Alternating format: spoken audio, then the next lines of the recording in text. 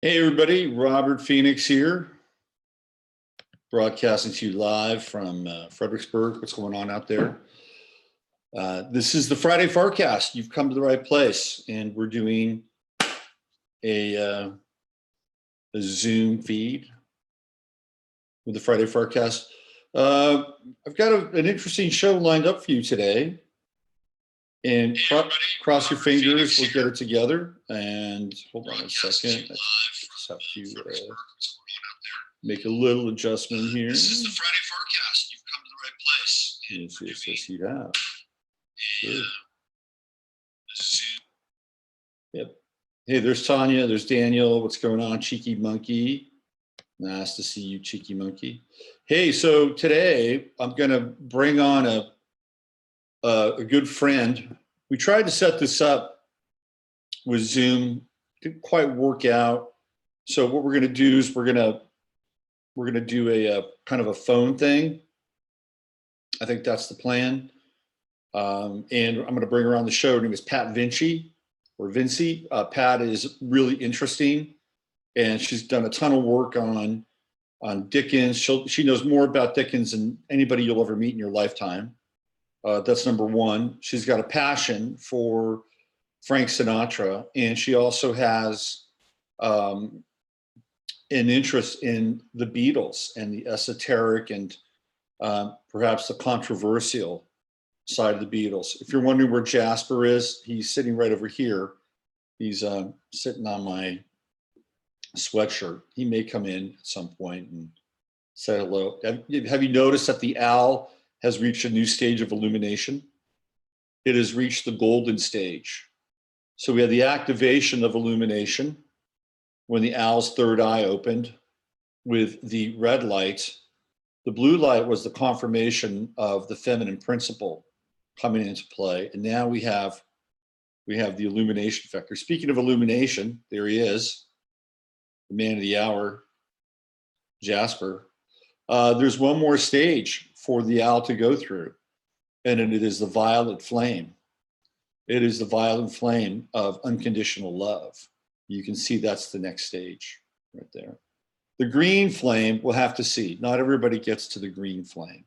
Everybody thinks that the violet flame is above the green flame, but the green flame is really, that's like reserved for, really intense and profound initiates.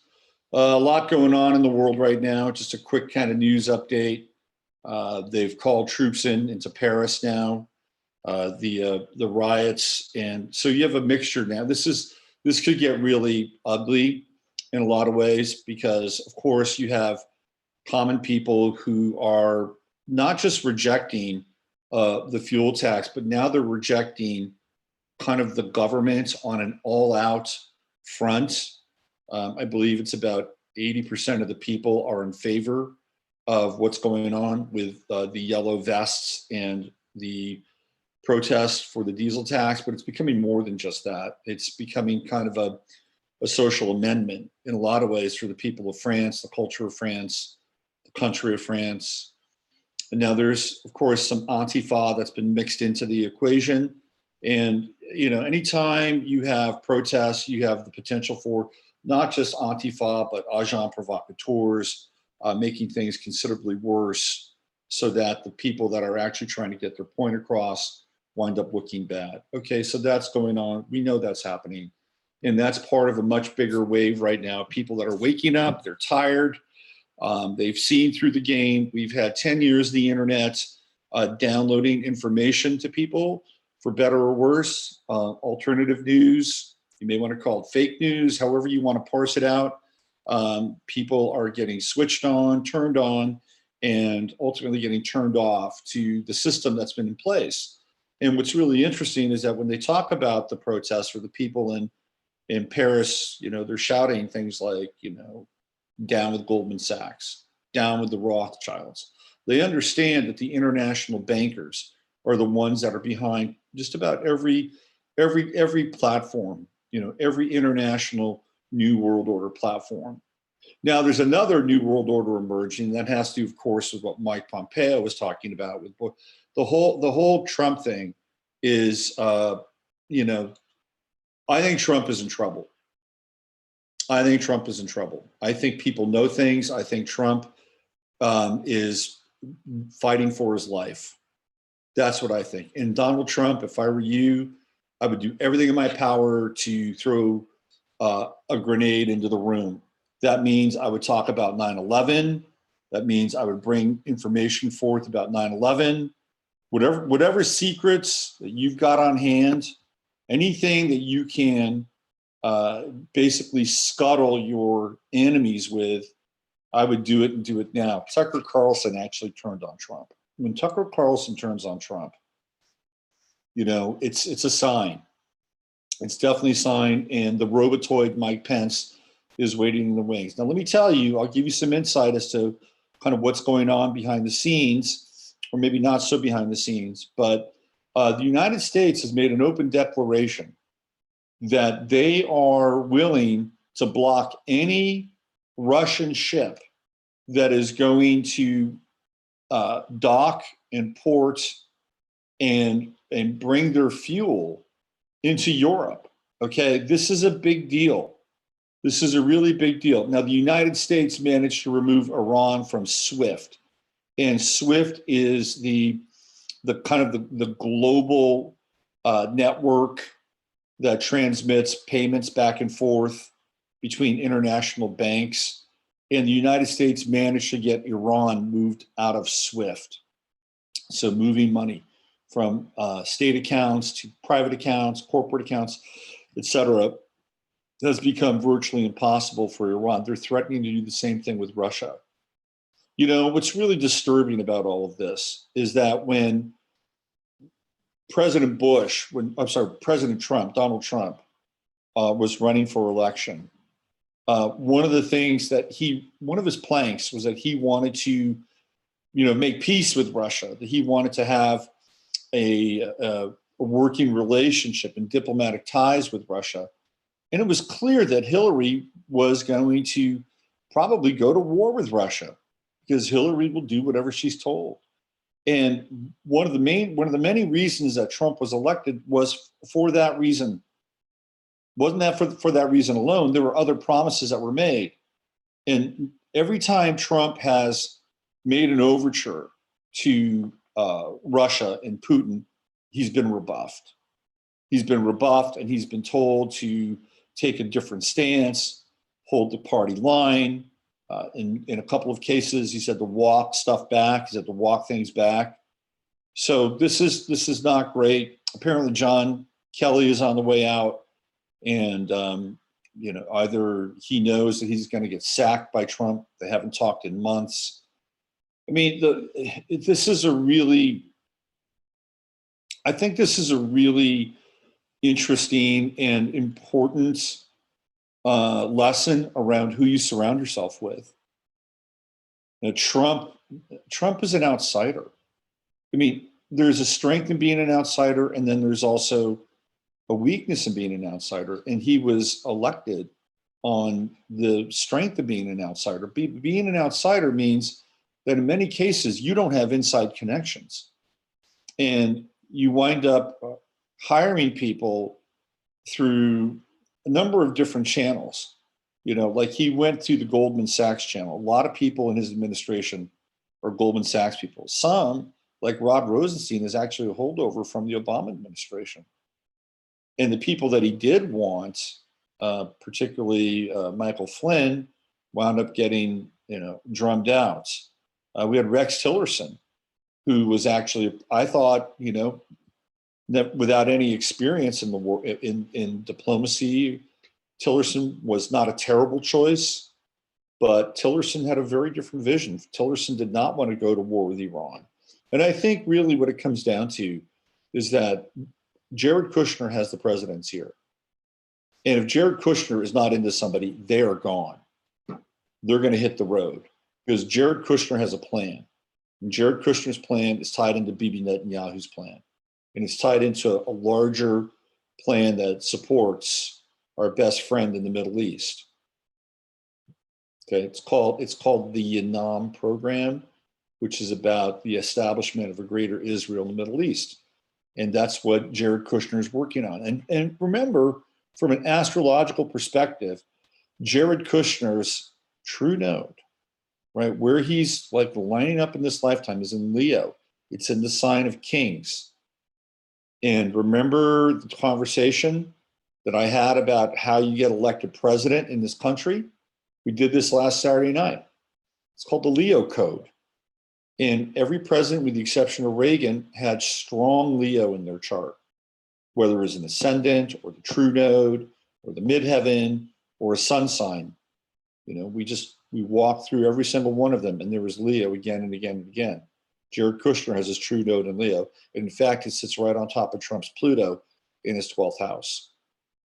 So Jared Kushner wields power and influence in ways that we don't really understand or know. And the media clearly does not report on. Isn't that interesting? They report on just about everybody else in the Trump administration. They don't say much about Jared Kushner, do they? Anyway, it's turning out to be kind of an intense and powerful time as we move into the holidays, and the most kind of quiet and silent time of the year. Clearly, there's noise happening all around the planet now, and particularly in France. And I think France is just the beginning. I think we're going to see more and more of this. And Macron is in deep shit. And if they, I mean, I think the ultimate kind of, end game for this is that they bring in UN troops. And UN troops will be comprised of troops from, other parts of the world. They won't be comprised of French or French nationals. There'll be Albanians, there'll be Turks, they'll come from all over the place. There'll be South Koreans, might be Chinese in the UN troops. And it'll be very interesting to see what happens. So keep your eyes on France. Vive la France. Okay. So what I'm going to do is I'm going to try to bring Pat in. And we tried to get her set up on Zoom, but it was a little complicated. So what I'm going to do is I'm going to bring Pat in by phone. And it's not the most ideal situation here. I wonder if I could go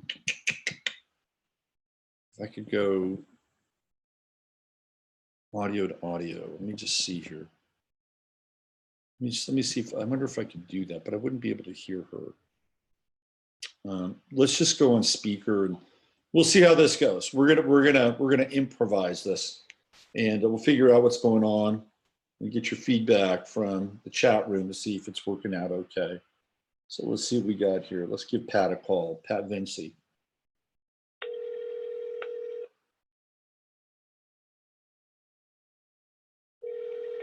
Hi, Robert. Hey, Pat, can you hear me okay? Yes, I can. Uh-huh. Okay, so let's... I have you playing on the iPad, but I should turn that off now and just talk to you, right? Yeah, you don't need two of me is a bit much. Yes. Not really, Robert. So how you doing? I'm doing okay. I'm just going to check in with the chat room. Tanya says, just real quick, we were talking about France, and Tanya said that Macron has backed off the gas price hike. The French aren't accepting that.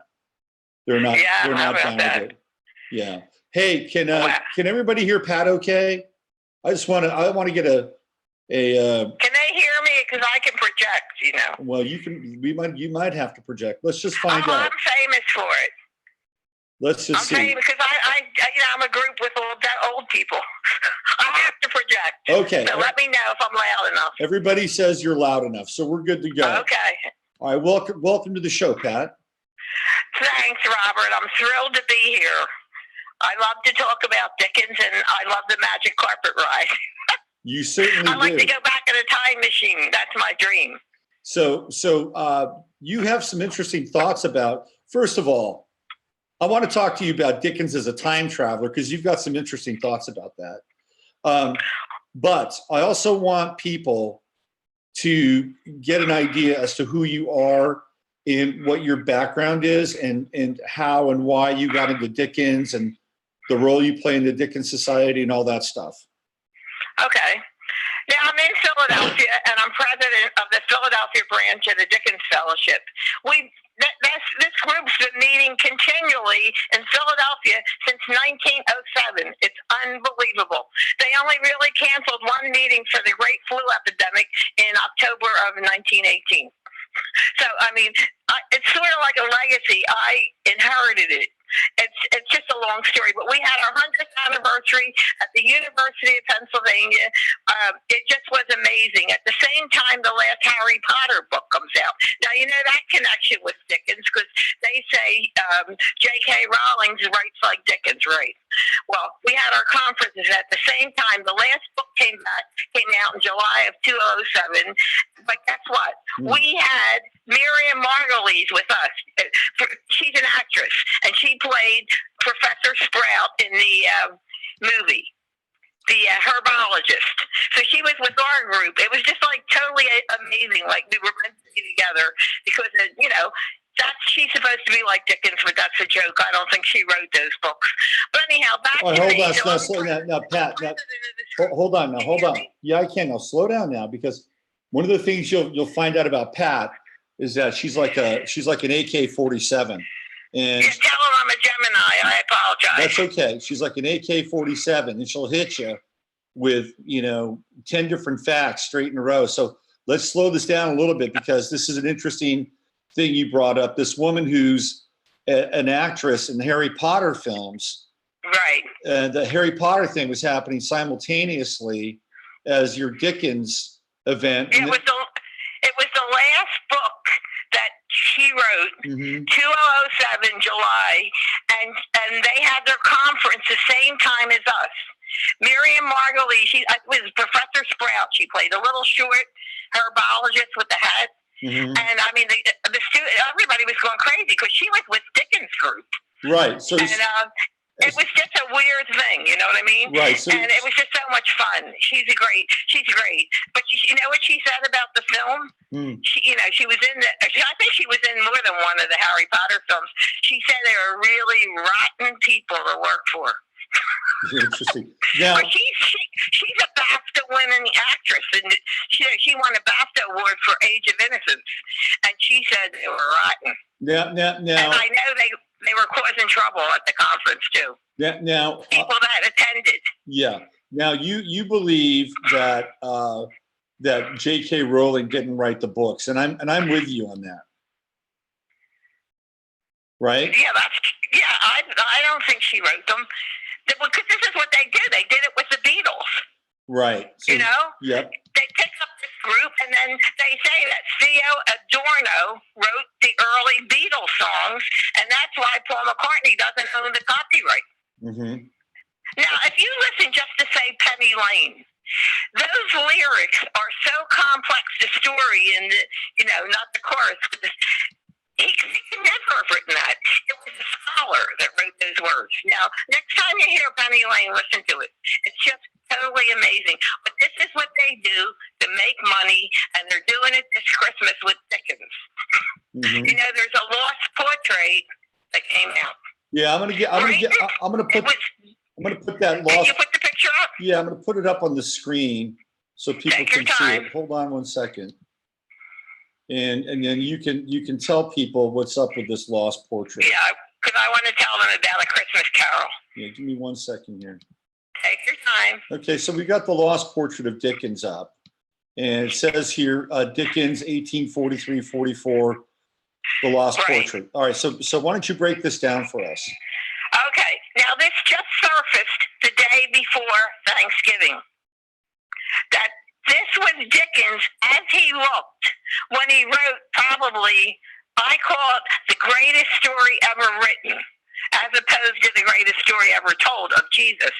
Okay, that's how he looked. Now, isn't it amazing? It turned up right now.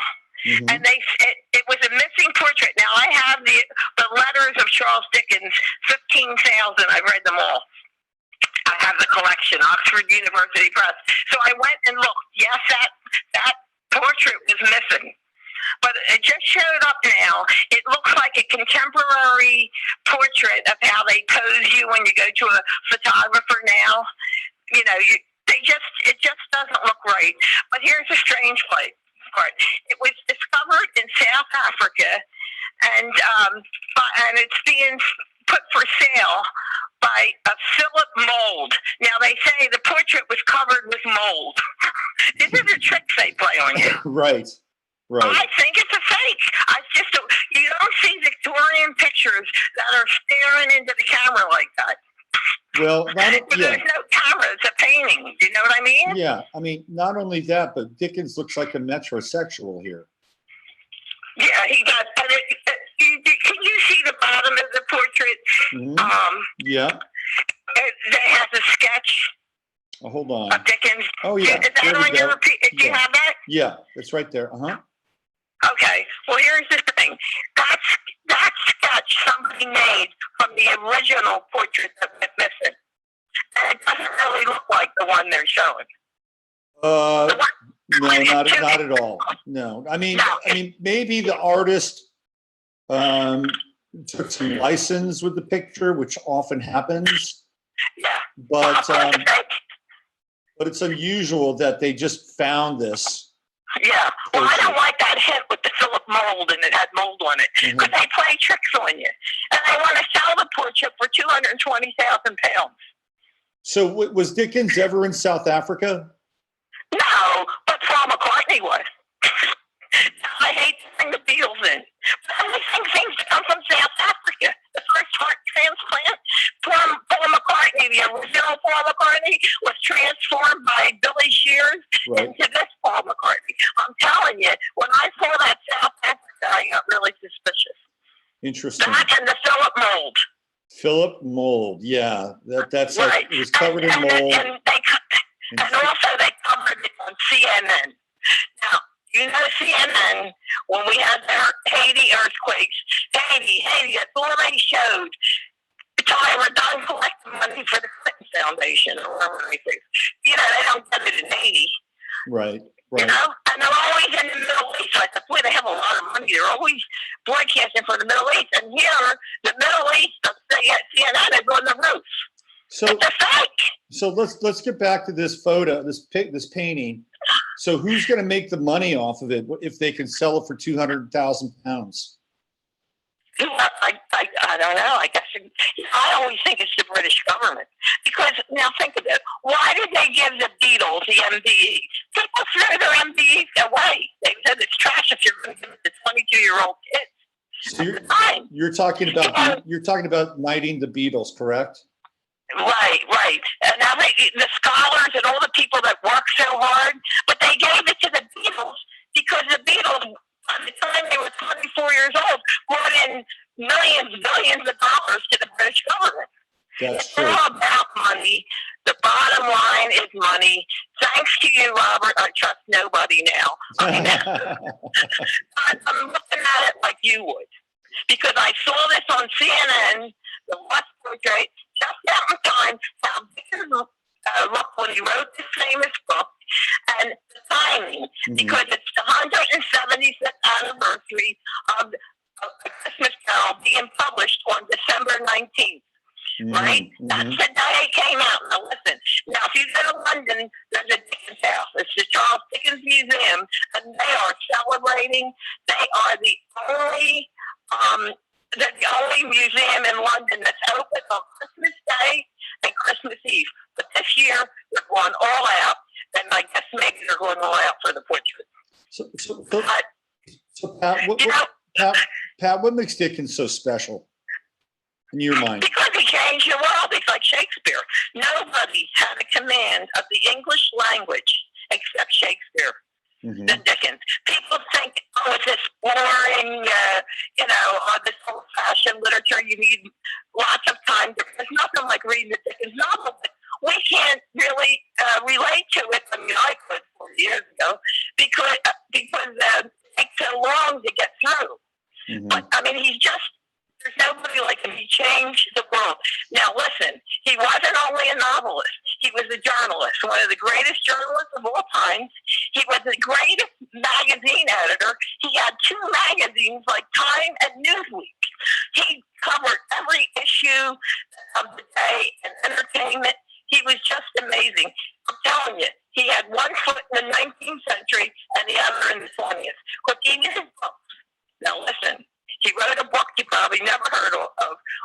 Barnaby Rudge. Did you ever hear of it? No. A tale of the riots of the anti-popery riots of the 80s. That's 1780. They had riots in London. It was based on fact. Historical novel, supposedly. Then later he wrote The Tale of Two Cities. Barnaby Rudge, his descriptions of the riots are so powerful. It's exactly like today in England and here and France.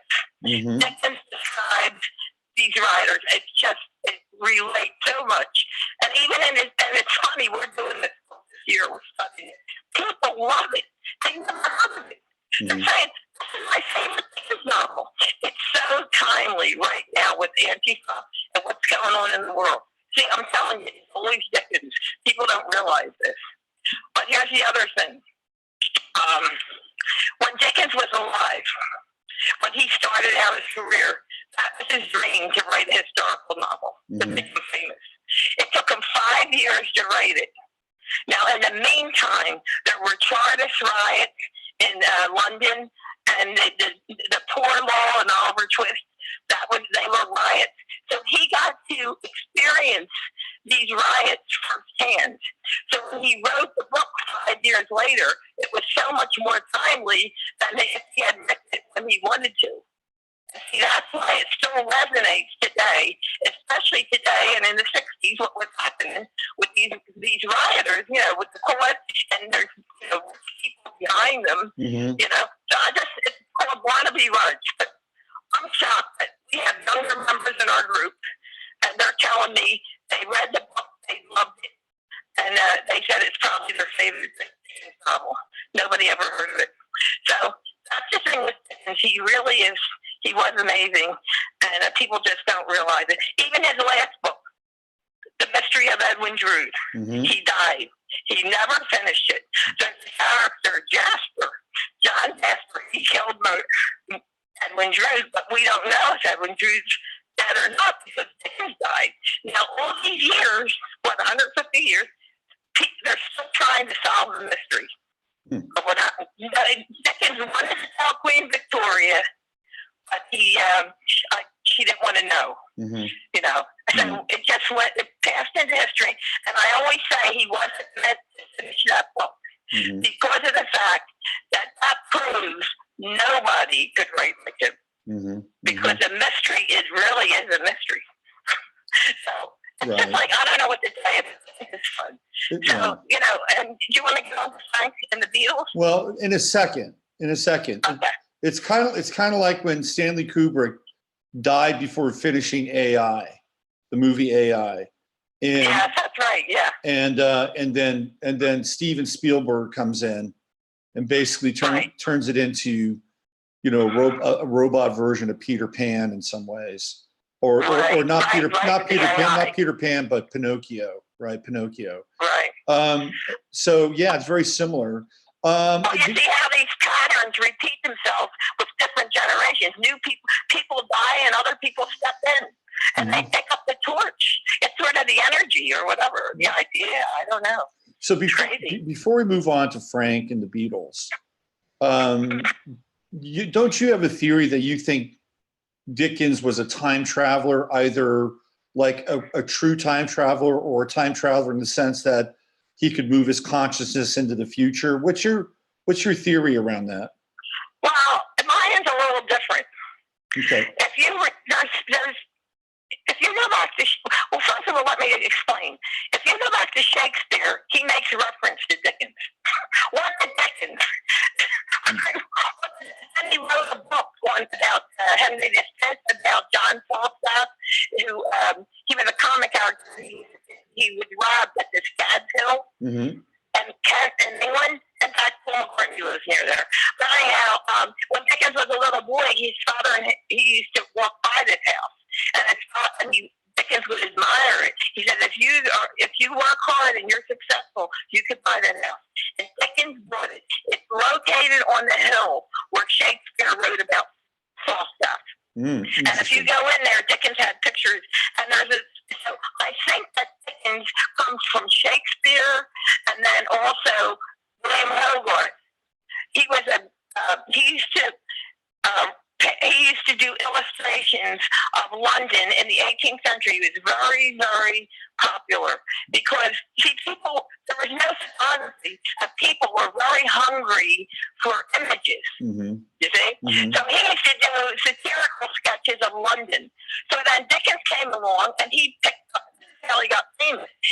He wrote satirical sketches of London. You see what I mean? Yeah. Hogarth painted them. They go from one art to the other. Shakespeare was the greatest playwright and poet, and then Hogarth comes around and he does it, and Dickens picks up the torch. And this is where we go into the 20th century. I mean, Dickens got one foot coming because he came to America and everything. I mean, he really did. Well, ask me another question. So we're okay. So fill people in. When Dickens came to America, where did he go? Okay. This is so interesting. Dickens had to come to America. He was obsessed. He wrote Barnaby Rudge. It was his fifth novel. He got obsessed with coming to America. Guess when he came? January 3rd. They almost died. They came on a steamship. It was such a rocky passage. He was the whole time throwing up. Nobody ever got here. But when he went, he had a certain route. You can follow it. And here's the thing. Why was he so obsessed? He was having his Saturn return, right? He was 29. In fact, he turned 30 in Worcester, Massachusetts. Okay. Now, I want to tell you about Dickens. G.K. Chesterton said, it's such a mystery about Dickens, nobody could figure it out. He was a mere natural genius. He had no roots in the philosophies or anything. He just came from nowhere, and because this is the time travel thing. He's picking up the energy of Shakespeare, Hogarth, and his ability to do these things. So I said, what is this? How did he come about that he had so much energy? Because we get back to the Industrial Revolution. I always say this, that man created the machine, and Dickens said, and God said, I'm going to do one up on them, and he created Dickens. The man was a human machine. He had so much energy. How did this happen? Well, Dickens was born on the day of the last hit of the New Madrid earthquake. And if you go on Wikipedia, it scares the living crap out of you. There was so much energy. You know how the eclipses affect us. Yeah. And in fact, there could be one in Turkey that took out, and then it wiped out 50,000 people. Dickens came in on that earthquake, that energy, and guess what? If you go on Wikipedia and you look at every place that earthquake hit, it was so powerful. It was in Cairo. That was going to be Chicago, Illinois. Right? Chicago was going to be right at the mouth of the Ohio and Mississippi River where they meet to bring boats in for the trade. Well, they were, okay. So that was going to be Chicago. But this earthquake came around in Missouri and just totally destroyed that. So then they had to move to Chicago. So we destroyed that area. But listen, that has to do with the Illuminati. Cairo, Egypt. right. There's tombs and all kinds of things, weird things there. But anyway, let's get back to the eclipse. So if you go on Wikipedia, you will see, tell you, they said the church bells in Boston rang. Toronto, Canada, that earthquake was 6 times bigger than San Francisco. And I know that's Dickens came on that earthquake. And because every place that earthquake was felt, that's where Dickens traveled to those places. Like you could file, he didn't even know what he was doing. Right. I'm telling you, that earthquake just led him around. That was his destiny because he had to come to America. He was obsessed. He came January 3rd. It was sheer stupidity. He went home on a sailing boat after that passage on the, on the steam engine boat. Right. Britannia, that has to do with the Beatles. He came over on the Britannia, and they almost died. So, but this is amazing. This was meant to be because he came to America. I always say he came, he saw, and he criticized. And he wrote a book called American Notes, where he went to prisons, institutions. He came to Philadelphia and went to the Eastern State Penitentiary. And he was just appalled because that was the model prison in the whole world for solitary confinement. Dickens devoted a whole chapter in his book. He wrote about slavery. He wrote about international copyright. This is what I'm telling you about him. Mhm. He made this century, I'm telling you. And that book was, and the Americans didn't like it. They were mad. How dare he criticize? But, you and Chris Pini were talking about observation, how important it is. Mhm. That you can see things that other people can't see. And Dickens can do that. Yeah. I mean, he had that supernatural ability to see through, like the whole Pennsylvania state legislature passed that president unanimously. This is a wonderful thing. And Dickens came, he was totally appalled. They used to put clothes on the president's head in solitary confinement. Mm-hmm. I mean, he blasted the hell out of them, and slavery too. He didn't care. Right. But everybody kept it against. But I have to tell you something. Now, you're going to be shocked. Dickens, Helen Keller? Of course. Yeah, all right. The symbol for the American Foundation is a line when it was founded. Right. Dickens is responsible for Helen Keller. Dickens? It's Charles Dickens. You want to know how? How? He came when he went to Boston. He went to the Perkins School for the Blind. Mm-hmm. Right? Yeah. And he saw a little girl there, Laura Bridgman, deaf, dumb, and blind, and they taught her how to talk and do all this. It was just Samuel Gridley Howe was the doctor, and his wife was Julia Howe. She wrote the Battle Hymn of the Republic. Okay, so anyhow, he saw Laura Bridgman. He devoted a whole chapter in his book to the Perkins School for the Blind. Now, 50 years later, Dickens was dead, and Helen Keller was born. The mother read American Notes. She contacted, because Helen Keller was deaf, dumb, and blind. She contacted the Perkins School for the Blind, and guess who they sent out? Annie Sullivan. Interesting. Now they became the Miracle and the Miracle Worker, and then Mark Twain picked up the torch, and he supported them and boosted their, they found the American Foundation for the Blind. But the Miracle and the Miracle Workers, and it all, the root is just, I'm trying to tell you. I mean, he's in medical journals. He would describe these diseases. He even described diatrogenesis. You know what that is? What's that? Okay. They say most medical diseases or medical conditions they're caused by medical treatment. It's iatrogenic. Dickens wrote a comic, Riot, where he described his hand and what happened to them after they went on the medicine. So we have doctors in our group, and they talk on this, And he's also in all the law journals. So somebody had to book into the law. And we had a law professor in Connecticut who gave a big conference up there. But yeah, he's in law, medicine. I'm telling you, Dickens paved the way for the 20th century. People don't realize this. And the other thing is, he was the first superstar. Hey, so Pat, he was born on February 7th, 1812. Is that right? Right. That's right. Yes. So I want to throw his chart up here because I have his chart that you sent Did you me. get the one I sent you? Yeah. So this is the one with the progressions. Yeah. Do you see that when he wrote A Christmas Carol? Yep. Yep. Now here. He wrote a letter. I have the letters here. Okay. He wrote a letter in March. He was thinking about, an appeal for the children of the poor. He was going to do a pamphlet. But he got the idea probably the month before when his progressed moon went into the balsamic phase. Right. Ghost in his fourth house of family. That's right. I can see that's that. Weird. Well, yeah. So, hey, I'm going to lay something on you that you may or may not be aware of. What's that? But Dickens was born 5 days before a partial solar eclipse. Did you know that? Yes. You know why I know it? Why? You want to hear this? Yeah, tell me. I could never, when I wrote my book on Dickens and Frank Sinatra, everything happened 100 years apart. 1842, Dickens came to America. 1942, Sinatra to Paramount. With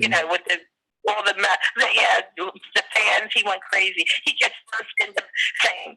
Okay, why were they born 103 years apart? Dickens and Frank Sinatra, not 100 years, because the solar eclipse came back when Sinatra was born. So Sinatra was born on a solar eclipse as well? The same one as Dickens. Interesting. But it had to be 103 years later. Right. See, I said the pattern of 100 years. I couldn't figure it out. I said, it's weird because everything else in their life is 100 years. But for some reason, they were born 103 years. Right. Then I saw that eclipse, and then it came back and put nothing into the world. And their charts are very similar. Well, you can see that Dickens can channel a lot of empathy and compassion with that Sun Chiron conjunction in Aquarius, right? I know that. Yeah. And that's in the fourth. That's in the fourth house, right? I don't have it up here. Yeah, it's in the fourth house, which gives him a Cancerian flavor. And he wanted to do something of kind of concrete service, with that true note in Virgo. It wasn't enough to be kind of in the spirit of things. He wanted to make a change, right? And that's yes. With that true and look note. at the sudden thing that with Uranus in the first house. And he had his nodal return right there on the time when he was getting ready to write a Christmas Carol, right? He was having his nodal return. Right, yeah. That's fascinating. It just was, and did he have Jupiter on Chiron? Little babies up here. Hold on one second. Hi, Lincoln. Do you want to go get a dum-dum? They're in the closet in the box. You want to go? So he yourself? was good. Okay, so this is his progress chart. So his true node didn't move. I thought these were the transits. So this is his progress chart. So his progress moon was in Aquarius on Chiron. That's what was going on, right? Yes. That's what was happening. Okay, well, I want to open my chart. I went out back on my big computer. And, I want to tell you something about this birth time. This is the correct birth time. Remember when you were here, I showed you that ancient chart of Dickens that somebody did in 1900? Mm-hmm. That's the time. If you go on Astrology, they have 755. That's the wrong time. Now, when Dickens turned up for his bicentenary, I contacted them and hooked them up with the top Dickens scholar in the world in London, Michael Slater. Yeah. But they didn't change it. He had a train accident, and they go by that. This is his time. He said that he was born a couple of minutes before midnight. I think the vitality in his chart, Pat, comes from that Mars and Aries in the fifth house trining Neptune and the moon. That's a very imaginative and creative and actually dynamic energy. I think a lot of his energy comes from that. Are you in his natal chart now? Yeah, I'm looking at his natal chart. That's right. Uh-huh. Yeah. Oh, yeah. He had in his fifth house of creativity, he's got Mars and Aries. Mm-hmm. Come on, you know what I mean? Yeah, absolutely. It's just, I don't know. And I'm trying to think what else here. Now if you see his moon and Neptune, Sinatra has his sun there. I mean, my one astrologer that I went to classes years ago said, "Oh my God, Frank's planets are sucking off of Dickens." So I don't know. It's like really, I never really studied it that closely, but it is interesting. So maybe this is a good transition to get into Sinatra and Dickens. Okay. Yeah. Well, I know people thought I was crazy, but I saw this back in 1970 when Sinatra met Mia Farrow. Mm-hmm. Oh, I have some breaking news today. Just thought of it last night. What's that? Sinatra met Mia Farrow on a stage set, a fair-haired actress. When he was, she was 18 or 19. And Dickens met his mistress, same thing, on a stage set, Ellen Ternan. Okay? Mm-hmm. And I saw this familiarity when I read this biography of Dickens. I said, somebody asked me, well, why do you like Dickens? I said, oh, he's just like Frank Sinatra because he was such a superstar, Mm-hmm. So let me get a little further in this. Mm-hmm. Now, everybody knows Roman Farrow, right? Roman Farrow, yes. Sinatra's son. Mm-hmm. Now, this confirms it. You know when he was born? He was born December 19th, the day that A Christmas Carol was published. Okay, sorry, slow. Okay, here's another one of your AK-47 moments. Let's not gloss over this. All right, so this is just to give people context, and what Pat is doing is she's making a link, a pretty interesting link between Frank Sinatra's son, Ronan Farrow, the son between he and Mia Farrow, who was born on the same day that Dickens began writing A Christmas Carol, correct? Right. That's right. Yeah. Mhm. And to me, that confirms that. Well, you have to look at the kid. He looks just like him. Mhm. So, but I mean, no, there's a whole story there. But what I'm trying to say, this goes from Shakespeare to Ronan. I'm talking about energy moving. Mhm. The kid went to Yale at 11. Mhm. I say, come on, it's a smart kid. You know what I mean? That's right. I Yeah. just think that, okay, let me tell you my theory and we'll get into Frank Sinatra. You know, I studied Jungian psychology for 5 years. We're all living a myth. Jung says it's so important that we know our own myth. And we're all energy moving towards the source. Now, when we die, it's like they flip the atom. What you do in life, you're revving up energy, and then it goes out into other people. They don't have to be related to you, genetically. I mean, it just goes out there, and other people pick up the energy. So this is what I'm saying about Dickens. So he was born and he died. And then, Frank Sinatra. He was born in, his mother's from Genoa. Right. I was telling you about the book, Dolly, Wanna Be Rudge? Mhm. Frank Sinatra's mother comes from Genoa. Dickens lived in Genoa. Okay, so now we have it. Okay, it's a very important piece Yeah, here. this is important. Now, wait a minute. This is how Frank Sinatra came into being. His mother was named Dolly. Every name in Frank Sinatra's family from Italy is the names of the characters in the early Dickens novels. I don't know how this happened. I don't know what Dickens was doing in Genoa 50 years later. Frank Sinatra's mother was born. So there's some connection between Dickens and Frank Sinatra and the energy. So now we want to get back to Frank Sinatra. Yeah. Okay. There's somebody in between Dickens and Frank Sinatra. Okay. Well, the academics pointed this out when they read my book. Okay. Oh my God, Pat, we thought it was Charlie Chaplin that took up Dickens' myth. Mm-hmm. But listen to this, you're going to love it. Because, names are so important. Mm-hmm. I don't know if people realize this, but Plato, in the sixth dialogue, Cratylus, the dialogue is about they were discussing names, the comparison of names. And it was a mystery. They don't understand it. But names connect things, okay? Mm-hmm. Okay. Now, listen, everybody knows that Frank Sinatra was born in Hoboken. Right. It's like a Dickensian name, Hobo, right? Well, Charlie Chaplin came along, and he followed Dickens' life. He went to Dickens went to the workhouse when he was at the blacking factory to work. His father went bankrupt. They went into debtor's prison. Right. Charlie Chaplin, the same thing. Interesting. He grew, he was, So, but guess what? Charlie Chaplin went to Hollywood in 1915, and that's the year Frank Sinatra was born.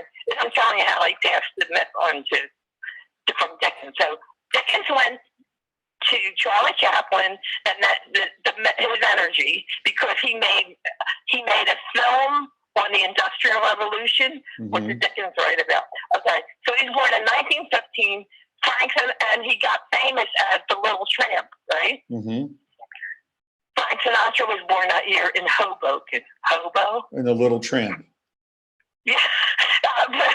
Interesting. That's what I'm saying, how these names are making these connections. Mm-hmm. I mean, I could be here all day. I wrote a book, but I could write another book because I had to take a lot out because I couldn't be scattered all over the place like I'm doing now. Right. Now I'm looking at Frank's chart, and I'm looking at Dickens' chart, and Frank's sun was at 19 Sag, and Dickens' moon was at 14 Sag. Right. So I know. They have. And I think all together, and the Pisces thing.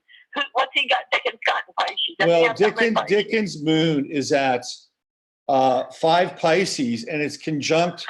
I'm sorry, Frank's moon is at 5 Pisces, and it's conjunct Dickens' South Node. Yeah.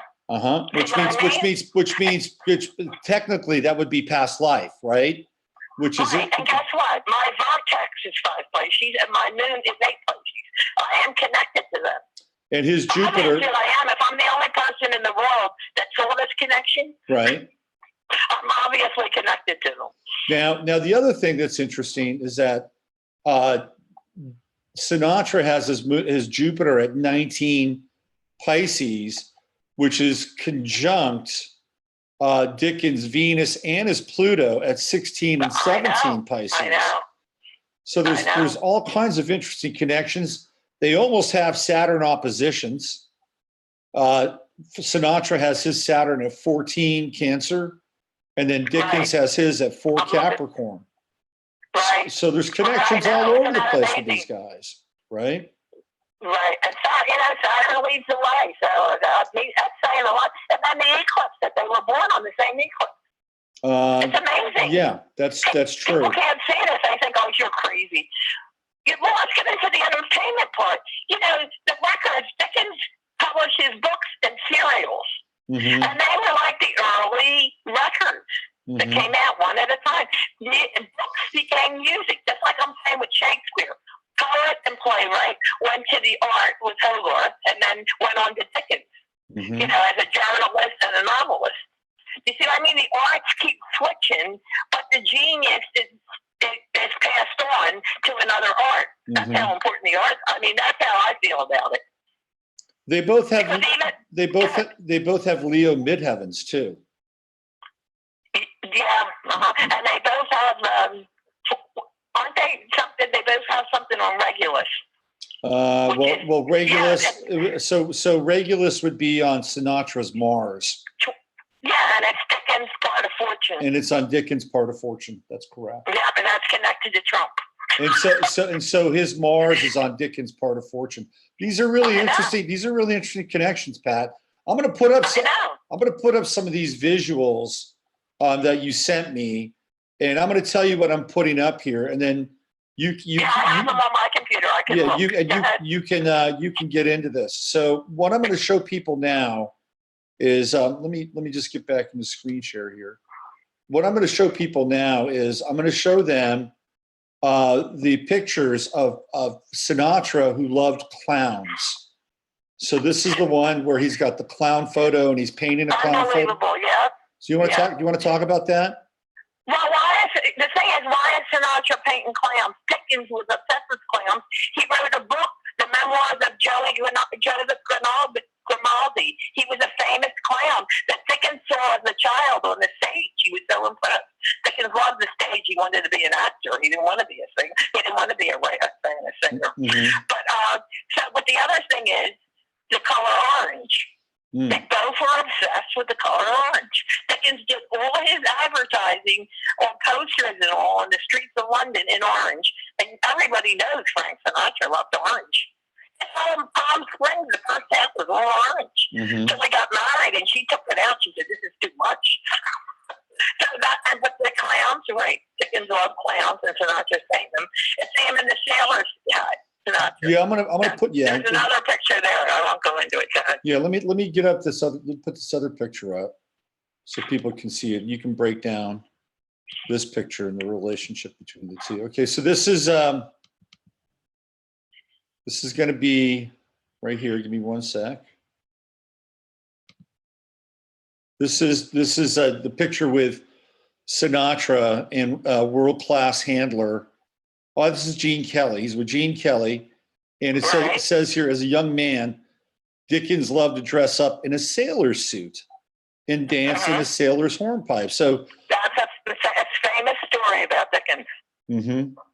Yeah, I'll tell you about it. Okay. When he was engaged, he married, his wife's family, his fiance and her family were sitting in the living room or drawing room. They had a big picture window. Mm-hmm. And all of a sudden, this sailor jumped into the window and did a sailor's hornpipe and disappeared. A couple of minutes, Dickens walked in. He was famous for doing. Now, this is how I saw it when Sinatra died. I didn't know what this connection was. I watched TV when Sinatra died, and when I saw him dancing in that sailor suit, I said, "Oh my God, they lived the same myth." Do you understand what I'm saying? Right. Well, he's putting Dickens' myth on celluloid. So. But that was the clue, that sailor. And Sinatra was in 2 movies dancing in a sailor suit, On the Town and this. Anchors Away. Anchors Away. Yeah, On the Town and Anchors Away. Mm-hmm. That's amazing. Yeah, Dickens loved it. He did it even when he was old. He was always always dancing the Interesting. sailors in horseback. Yeah. All right, I'm going to throw up another photo that you sent me. Has a kind of Hold on, now let me say hi to Lincoln. Hi. Did you get this happy? Tell us, he calls Dickens Frank. he calls Dickens Frank. The 3-year-old, yeah. So I'm gonna. I know he's Charlie. So I'm You gonna. want to go get another one? If you're good, you can get another one. Yeah. Okay. Go ahead. I'm Okay, sorry. so this is. I'm babysitting today. I just put up the looks like it's a newspaper article. A sailor's hornpipe. Oh yeah, that's how it was that's how it was. Yeah, that's an old So artist. he dances. That's what Dickens looked like. Okay, so I this mean, is. that close enough for you? Yeah, that's pretty darn close. I know. Absolutely. So people can get an understanding between the Sinatra and the Dickens Right, photos. they lived the same myth. Charlie Chaplin lived it. Sinatra just goes on. And then the Beatles. We didn't get to that. But let's go back. Do you want to see any other pictures? Yeah, I wanted to bring up another one here. Let me see. This is, which one is this? Okay, so this one is, these are all from Pat's book, by the way. Yeah, well, I never got it published by a publisher where they could I had to get the copyright on these. So they're not in my book, the pictures, but I have them on, I saved them. Okay, so this is. I got my book published, yeah. This is the one. I published it myself. In Boston, crowds lined the streets Right. to get a look at Dickens. He was forced to push his way through a surging mob in order to cross the street to the Tremont Theater where a reception was held. So in this picture, you've got Sinatra in the middle of this crowd with cops. Now, where is this being taken, this picture from? This might have been, we went back to Hoboken, I'm not sure. But the same thing happened with Dickens, with this picture and the other one, where they picked them up. Mm-hmm. And they're carrying them through the streets. So in this picture that I've got up here, he actually winds up getting picked up and gets carried through the crowd. Is that what happens? Yeah, well, that's the other one. You see FSCD pickup? Okay. Did you open that one? Yeah, hold on a second. Let me get to that one. The one that I just opened was the one where he's like in the middle of the crowd. Yeah, well, see, these are things he can't. Well, you have to understand. Dickens came to Boston. He was the first rock star. Mm-hmm. Because this is how all this happened for me. When Sinatra died, they announced they're having a symposium at Oxford University to honor Frank Sinatra, and he was the first great pop culture star. Now, the woman. Yeah, I mean, Sinatra really is the first rock star, isn't he? I mean, he really is. Oh, sure. He was the first. They did this crap too. But they did all this before. So anyhow, the secretary of our group, she wrote to Hofstra. And she says, we begged, in the Dickens office, we begged to differ. Frank Sinatra was not the first pop culture. It was Charles Dickens. And if you want advice, contact our Dickens and Sinatra expert. This is how I got into this. All right, so I got the picture up. It's Dickens performed to audiences of boisterous men who once even stormed the stage. They got so excited. Yeah. They picked Dickens up and carried him around. What do you see here? Yeah, Frank Sinatra's being picked up and carried around. Well, he was probably singing for those sailors. Right, and then there's the sailors. Right. Right. That's amazing. Like the pattern of their career. I could go on and I mean, I did it in the book. It's like a little biography of the two of them. I did one paragraph on Dickens and it's not really about Dickens and Sinatra. I'm just using them as an example. It's about myth and how it operates in the universe. Mm-hmm. I wrote all about it in the introduction. My little theories of what I've experienced in life. We're living a myth, and when we go, other people are going to live it. But the important thing is we have to generate energy and do our work. Then it gets passed on to others. Absolutely. Yeah, Absolutely. but this is interesting because you're talking 1842. Dickens came to America and was a total rock star. They were grabbing at his, he wore a fur coat, it was winter, and they were grabbing the hair out of that. They were cutting pieces of his hair. They went nuts. And then Sinatra, that was 1842, was 1942 when they broke out at the Paramount. It was like a cyclone hit the room. Mm-hmm. He got scared to death. Interesting. It was like this howling. I described it in the book. You have to read it. It's amazing. Mm-hmm. Yeah. So anyhow, go ahead. Now, there's another image here. Hold on, let me see if I can find it. That's not the one. Hold on. I don't know how that got in there. You got that one? one where he's on the floor? Well, Sinatra? there's the one. Okay, this is the one that I think is really interesting. Let me put this one up here. This is the one where it's Dickens leaving the 19th century for the 20th, and then Frank leaving Capitol Records. This is a very interesting image. But there's something else to that. Okay. Guess what? If you read Dickens' letters, guess what his favorite expression was? Everything. It's capital. It's capital. It's capital. I wouldn't lie about that. I read the 15,000 words. He used the word prodigious, and it's capital. So capital meaning. That picture on all the way at the top on your left. Look at the comparison with the hat. Yeah, no, it's the angle of the hat is very similar. It's similar tilt. I know. So unbelievable. So when Dickens would say it's capital, he would mean like it's the tops. Is that what he would? Yeah, it's great. It's it looked like an exclamation. Everything was capital. He used that all the time. That sounds like a phrase or word we should bring back. Nobody uses that. Yeah, right. It's a good word. Yeah. But then we have Capitol Records, and Sinatra. With Dickens, with Born to Be Watched, he said they can't make me right. He broke every contract. He had nobody. The law was not on his side. He didn't care. He said, "You can't make me right." Sinatra, Capitol Records, he left them. He said, "You cannot make me sing." But guess what? Sinatra did sing. But Dickens didn't. He was worse than Sinatra. The man had a will of iron. I mean, Sinatra, but Sinatra, he built that tower of Capitol Records from his early Capitol. I mean, he says, "I built this place. I'm going to tear it down. You'll blow it up." He was a nut job too, but they both were. Their personalities were so really stark. See, I didn't know anything really that much about Sinatra till he died, and my daughter was in communication school at Temple School and said, "Mommy, Frank Sinatra died." I said, "Oh, thanks for telling me," because I had nothing to do that day. I just watched all day. Everything they said about Sinatra was just like Dickens. Because I already knew everything about Dickens, but Sinatra, he didn't do interviews or anything. And there were really no biographies except Kitty Kelly, and I didn't read that. Go ahead. So what's interesting too is they both have Mars and fire signs. Dickens has that Mars and Aries, and Sinatra that Mars and Sagittarius. Right. So they were both able to channel a lot of vitality. I know. I mean, there were such two fabulous careers. I read a biography of Dickens in 1970. It's the very best biography. It was written by a professor at City University in New York named Edgar Johnson. It's still the best. He just wore out his legs going after these letters. Now they're all in print. But this came out in '52 when Sinatra was making his comeback with Capitol Records. 1952. He sang, "I got the world on a string, and don't worry about me." So I don't know. And Sinatra's illustrator, Dickens' illustrator was Fizz, and his pen name was Boz. And Sinatra and Riddle. Guess what Nelson Riddle's middle name is? What's that? Smock. Interesting. Nelson Smock Riddle. What kind of middle name is that? An artist wears smock. They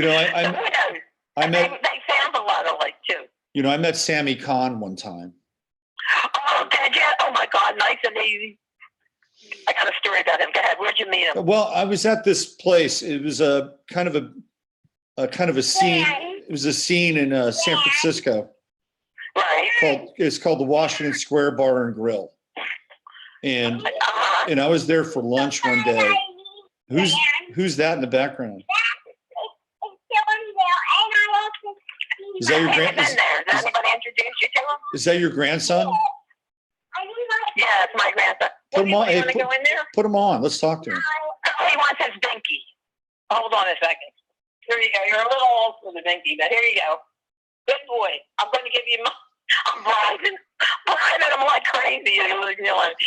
But we were saying that you met. Yeah. So it was one of these places. It was kind of like, we're writers and reporters and, Right. And so I was there. I used to work at this magazine. We were there one day, and Sammy Kahn was having lunch there, and we got invited over his table, and he introduced himself, and it's nice, very sweet man, very sweet man. Was he? Wow. Yeah. I have a story about him. You know that song Sinatra sang, Young at Heart? Yeah. You know, fairy tales. Well, when I was 9 years old, I was in the backyard at my mother's flower garden, and somebody had the window open, and the radio came on, and I heard fairy tales. I said, what is it? And of course, my book's about myths or fairy tales. Mm-hmm. So it goes here. But I think Sammy Kahn wrote that, and Sinatra was recording it. And at the end, at the end he said, "You fell in love, and love is a tender trap." Oh, it's a tender trap. Mm-hmm. Sammy Kahn wrote that. He said to Sammy Kahn, he was struggling to get that high note on the very end, that love is a tender trap. He went up to Sammy Kahn. He said, "How do you expect me to sing this note? You wrote it so high." And you know what Sammy Kahn said to him? What's that? "Because you're Frank Sinatra." Ah, there you go. There you he go. went right back, and and you know what? If you listen, he hooks it around. How it's genius. You get up real high, and then you get a little hook. With Sinatra, you can visualize what he's saying. I mean, you see things. I don't know. It must be just me. Okay, hey, so I've got some chatter in the chat room that I want to pass on to you. Now, Eileen, who's an Aquarian and lives down in Florida, she's really big on genealogy. And she says that Mickey Rooney was connected to blood through Dickens. Do you know anything about that?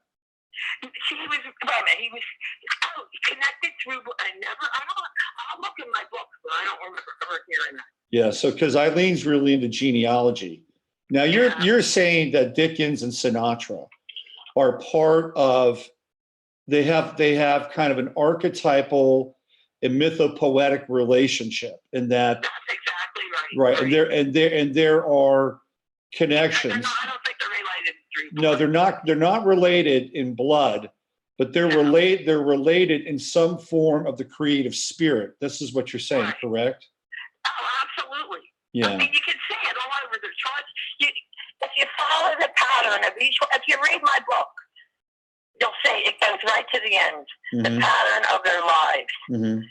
It's really shocking. And people say to me, "You made that up." I said, "No, I didn't." I said, "I just got the information from other sources. I didn't get into the trouble of, writing what the sources were, because people lie in their books." I said, "I don't know if these stories are true, but they've all been printed elsewhere. Mm-hmm. They're part of the myth." And a myth isn't totally true. Right. It's a story that's brought down and it changes, but the inner meaning of the myth is true. It's the core of the myth.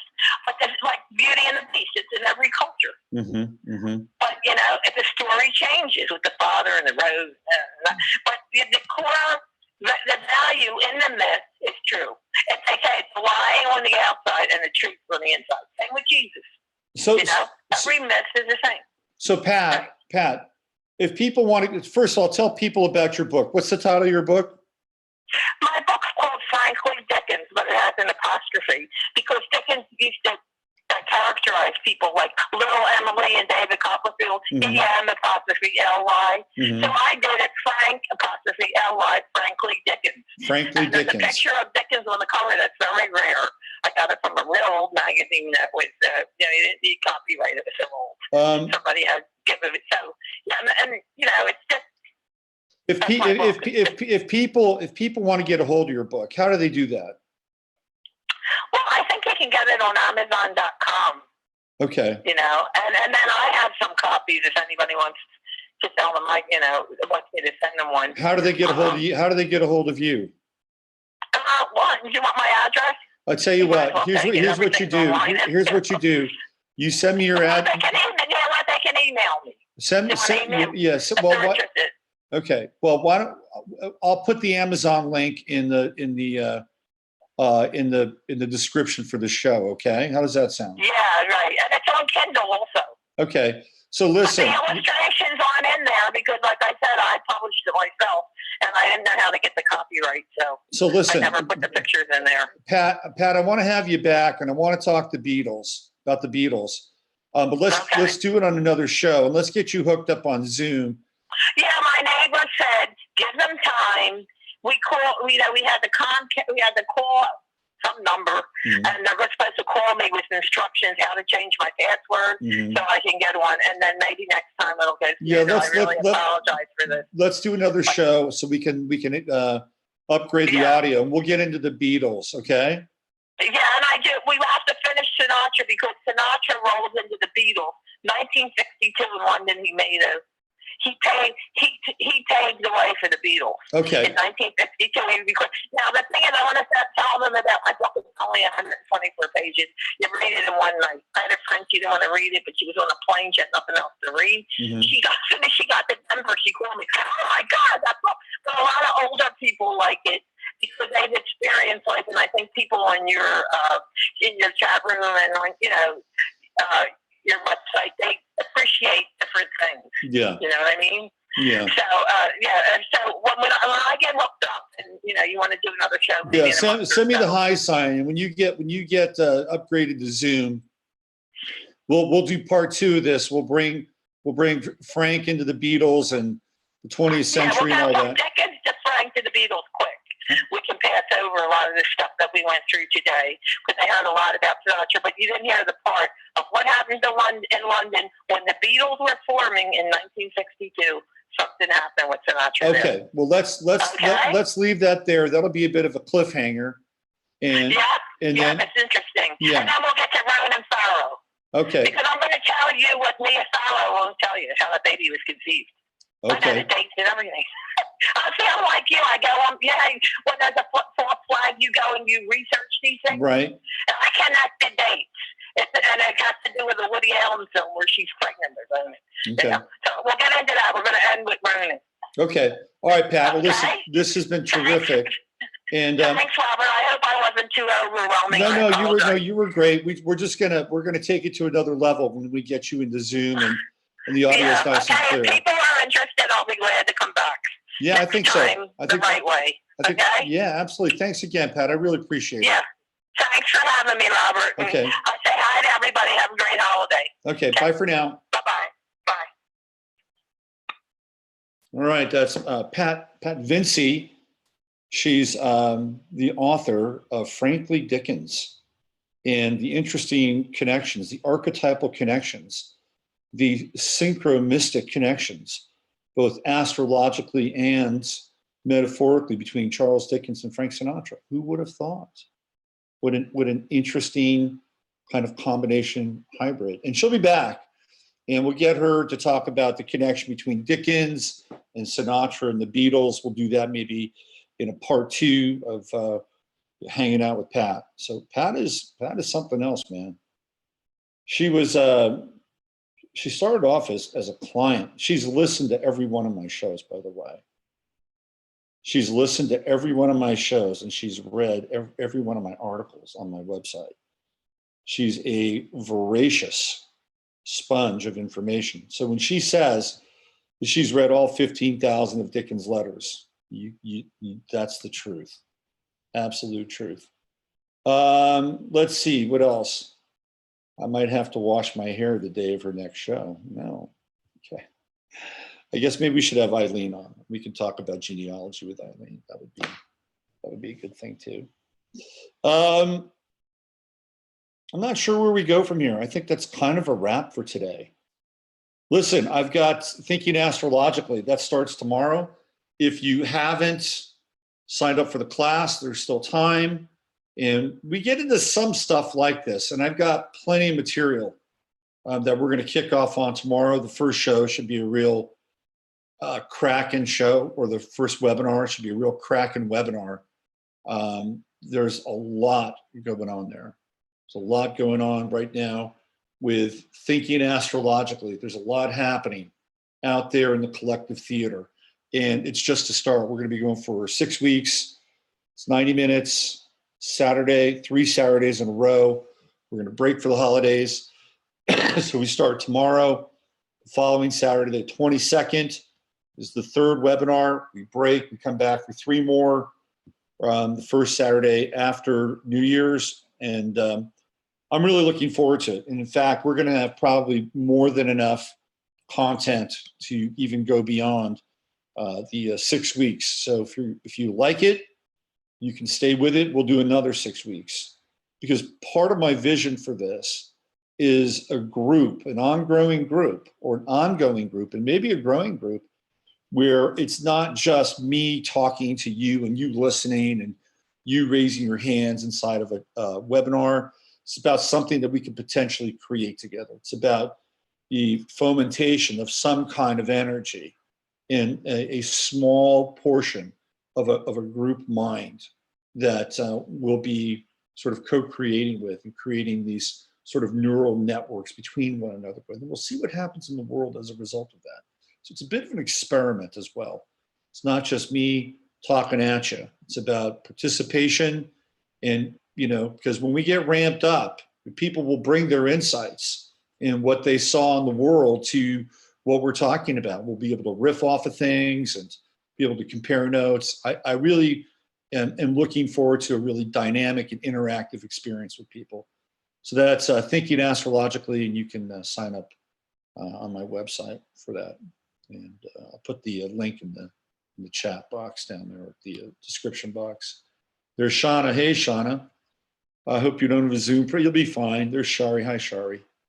There's Off Planet. What's happening? That must be Mr. Moggins.